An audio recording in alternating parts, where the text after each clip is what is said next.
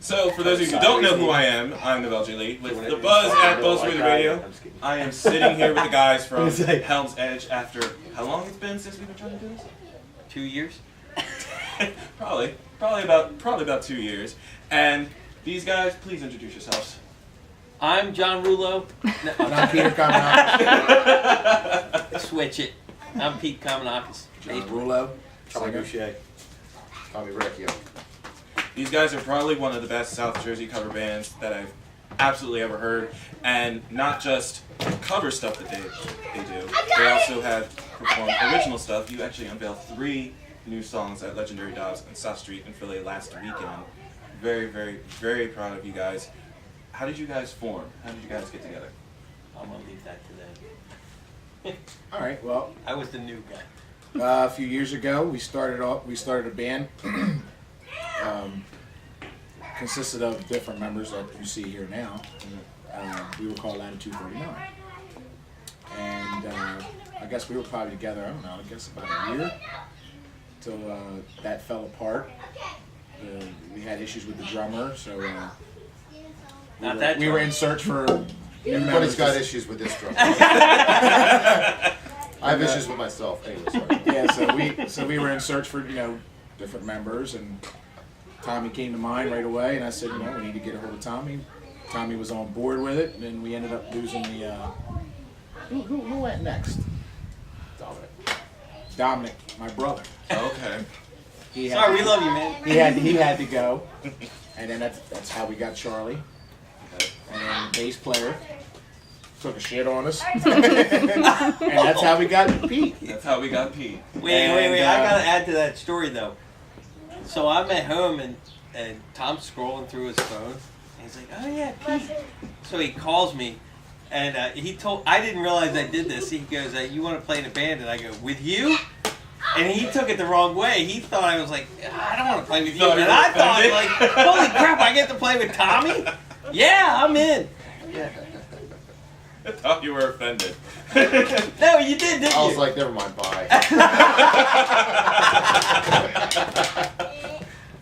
That's awful, but that's funny though.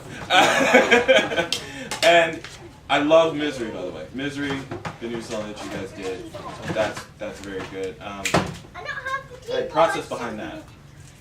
Was there a story behind that? Yeah, I wrote that song probably 10, 12 years ago, and it's pretty much the same structure that you hear now when we play it, with totally different vocals, and I brought that to the band. That's actually one of the quickest songs we've written as a band, probably. We brought that together probably within a span of just a couple weeks. Okay.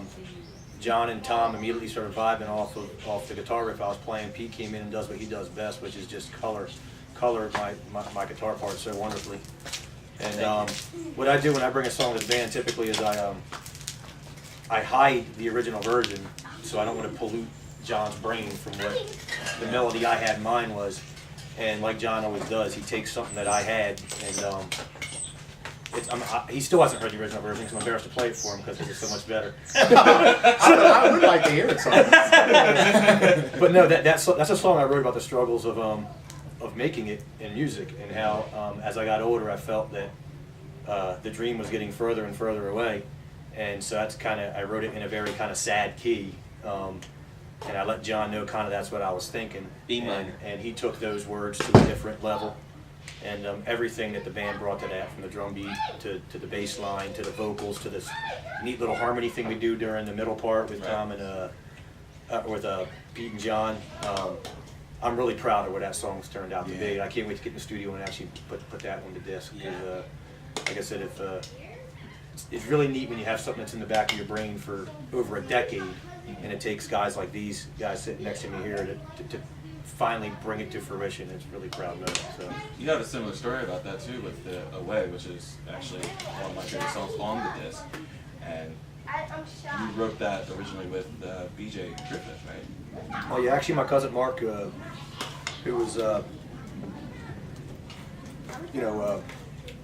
one of my best friends and my cousin and bandmates for close to 10 years, actually wrote that song, the guitar parts to that song, and BJ Griffith and I, back in an old band we were in, we put words to it, And my cousin passed away from Lou Gehrig's disease just a few years ago, and I had pretty much given up on, not given up on music, but I just pretty much just sat in my room and played by myself more than anything until I got the call to come play. And to be honest with you, the guy that asked me to come play with Latitude 39 at the time, I wasn't 100% on board with maybe doing that, but when I heard that John and Tommy were part of the band, I'm like, well, this could be cool.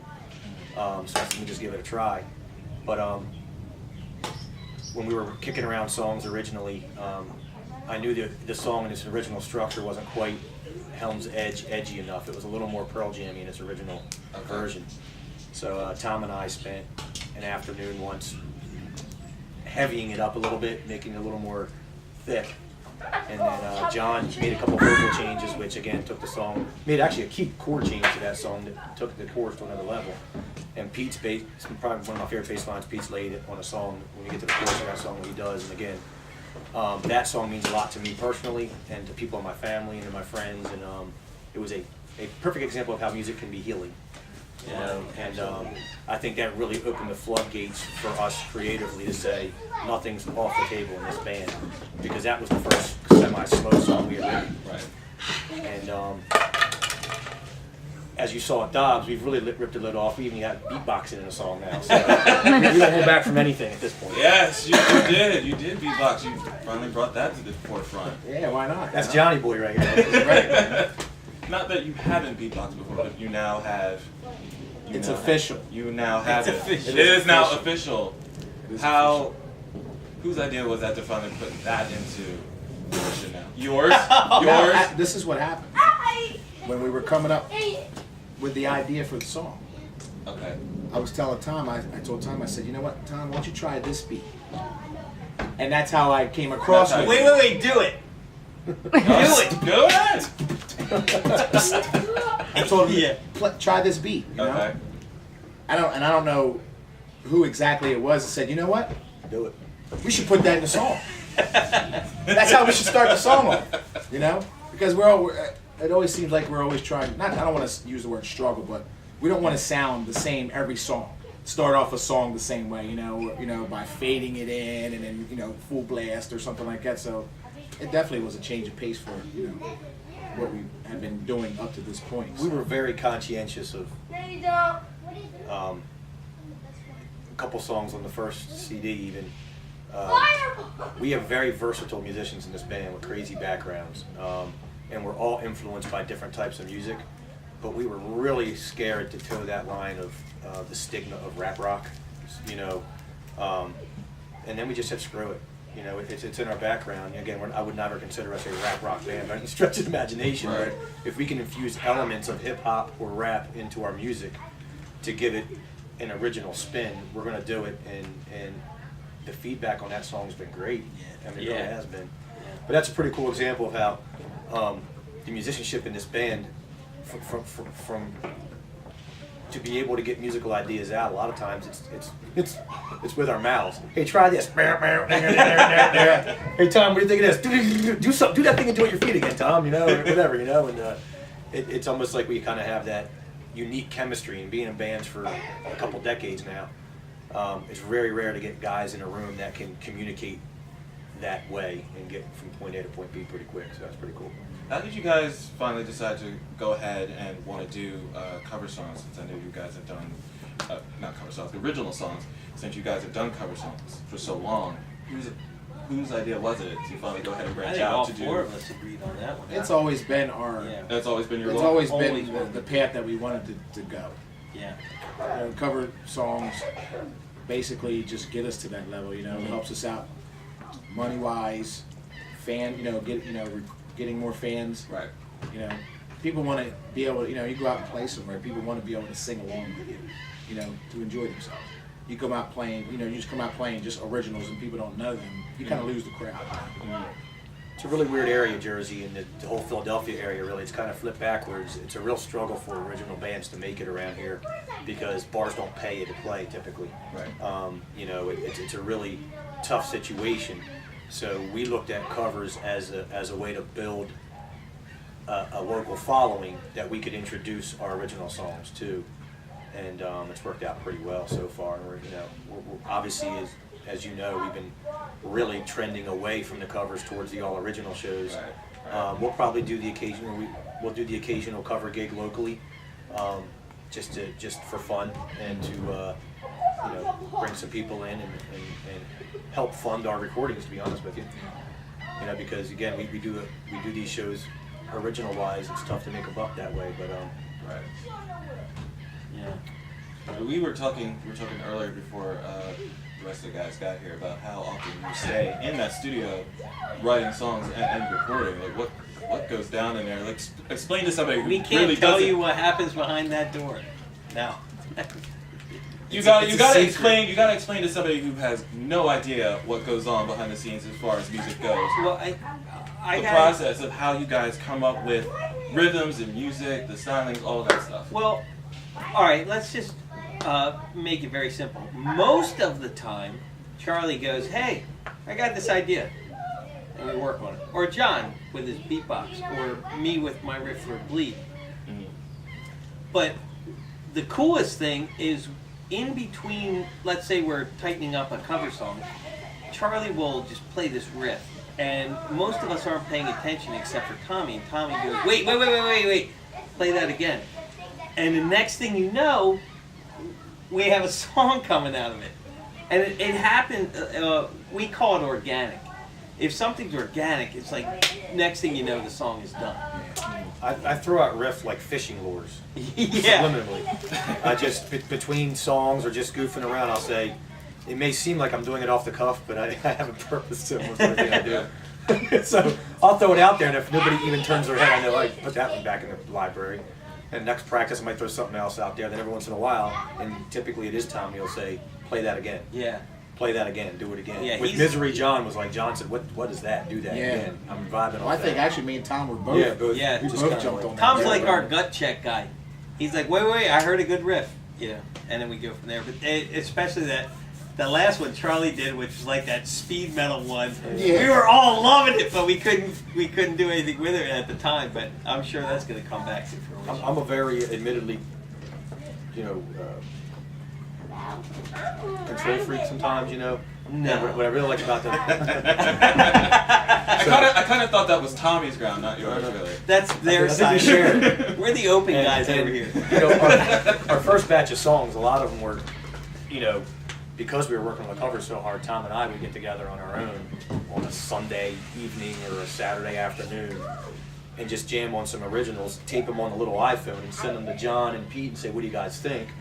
Until something clicked. And these new batch of songs have been a lot more collaborative, which is why I think they're more diverse sounding, and there's a big spread between a song like Bleed to Misery to Run. You can definitely hear the different influences in the band that way, and I'm enjoying it. It's really cool. There's still a part of me that likes to say, well, hey guys, listen to what I have. Tommy, can we get together again or something? No, and the funny thing is, like I told you earlier, Tom or John could sit at the piano and just start playing something like, hey, I was thinking of this. And the tough thing is there's so many ideas that come flying out of this band. We can't capture them all fast enough. I wouldn't be surprised if there's a piano song in our future. Never say never. And speaking of which, you guys are getting so much exposure now. I mean, Jaxon's podcast, huge.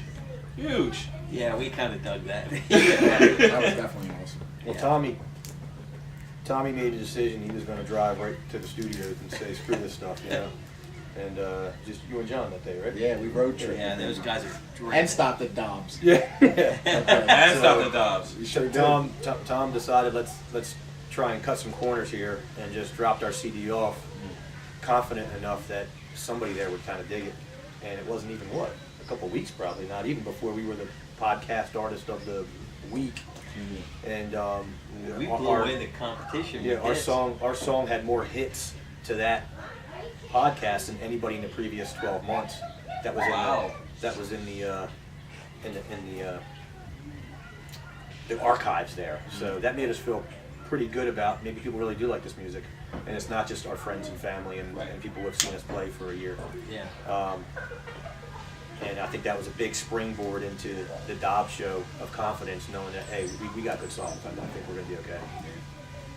getting to Dobbs, seeing everybody there, just so much support that you guys have had, not just with the regular fans, myself included. Hello. Just what was that feeling like when you finally got there? You saw everybody, not just the regular guys, but even the newer ones that were into everything that you were playing. Like, what was going through your mind just experiencing that overall? I know, I was blown away when Charlie came. All right, next door to Dobbs is that restaurant, right? And we were hanging out as a band, which was really cool. And Charlie said, our list of people who are here to see us is longer than the other bands, and our buses haven't even shown up yet. And I was like, you gotta be kidding me, that's incredible. So, yeah, I was floored. I mean, I think all of us have played. We were actually pulling people off the street.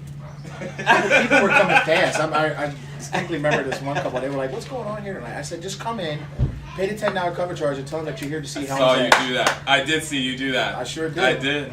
Sure did. That's right. Come on in. Well, what's cool is we've got some really good friends that are also fans of the band, and one of Tommy's oldest friends runs Riverfront Limousine, and Tom and him came up with this idea of, hey, why don't we use what you have to help get people over the bridge, you know, and put together a really cool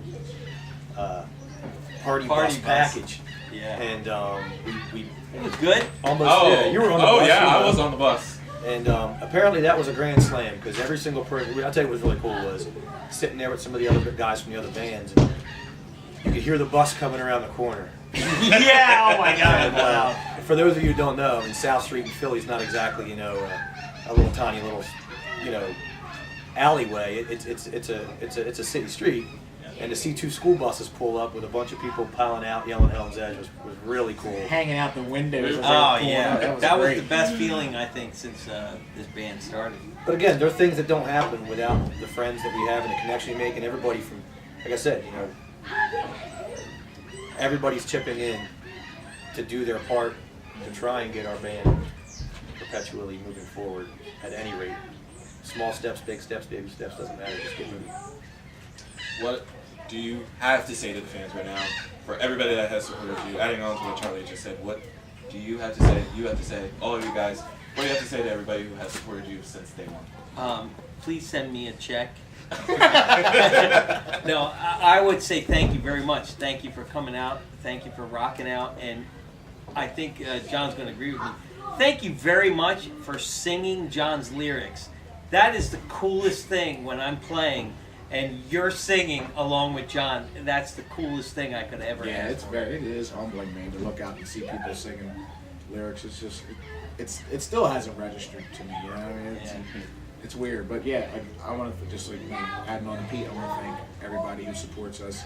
You know, without the hard, you know, not only from the hard work from, you know, us four, you know, being dedicated to what we do, it helps that, you know, fans make us what we are, you know. Right. Without them, we're playing to an empty room. Yeah. Right. You know, so again, thank you guys for showing your support and keep showing our support, because we can only get better. That's all. It's all been said, thank you. It means every single person who spends a single dollar of their hard-earned money to either come see us play in a bar, to buy our CD or buy a song, I mean, that's just, that's overwhelming to us, I think, as a band, to see this consistent wave of support. So yeah, thanks. But keep liking us on Facebook and Twitter and things like that. You know, that's all. Tell friends, share it. Tell friends, Tommy. tweet them. Thank you. We love you. God bless you, man. Short and sweet, I like it. Definitely. You can definitely follow these guys on Twitter at Helmz Edge with a Z, Helmz Edge, as well as liking them on Facebook and going to their website at www.helmzedge.com. If you're in the Pennsville area, they have a show coming up on the 15th of June at AJ's. Make sure you guys check them out. It's always a good time. You can also get shirts, koozies, and CDs. You're going to have CDs? Yep. They'll have CDs, so make sure you guys get some of those. I'm sporting a shirt right now. Yeah, I look good in it. I'm just saying, I look good in it. But I We appreciate gotta get you a Helmz Edge fedora. That's really what I want. know what I I want a Helmz Edge fedora, or like some way you can put like the symbol. Like, Yeah, right dude, in the I think it front. would look cool. The compass. Yeah, Yes. that'll be our tats coming up soon. That should be your tats. You were talking about tats. That should be your tat. Yeah, man. I'm just saying, throwing it out there. But thank you guys so much. I really appreciate it. Thank you. Finally talking Support to you guys. local music. Support local music. Always. That's